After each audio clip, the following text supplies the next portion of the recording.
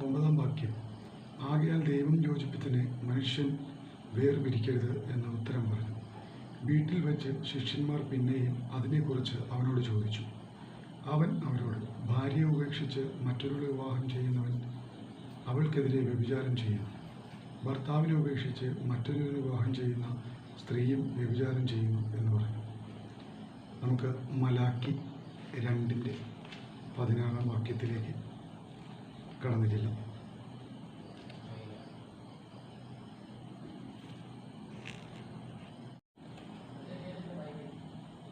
വാക്യം. ഞാൻ വിവാഹമോചനം വെറുക്കുന്നു എന്ന് ഇസ്രായേലിന്റെ ദൈവമായ യഹോവ അരുളിച്ചെയ്യുന്നു.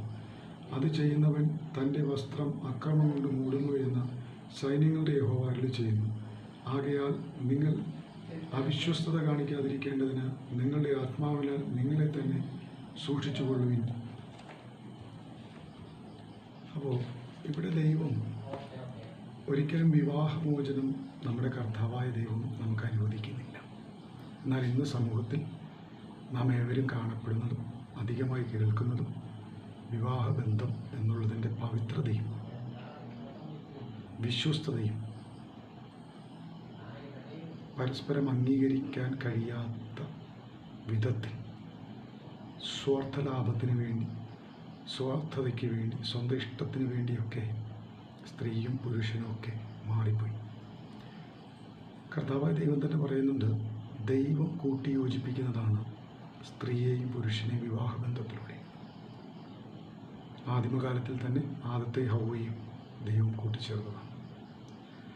അതിനുശേഷമാണ് നാം ഏവരും വിവാഹ ജീവിതം എന്ന ആ ഒരു ദിവ്യമായതും പരിശുദ്ധമായതുമായ ഒരു ബന്ധത്തിലേക്ക് വരുന്നത്.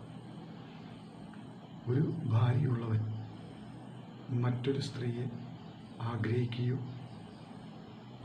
ആശിച്ചുകൊണ്ട് നോക്കി ആഗ്രഹിക്കുകയോ ചെയ്യുന്നെങ്കിൽ അവൻ വ്യഭിചാരം ചെയ്യും. മോശെ ന്യായപ്രമാണ പ്രകാരം മനുഷ്യൻ്റെ ഹൃദയ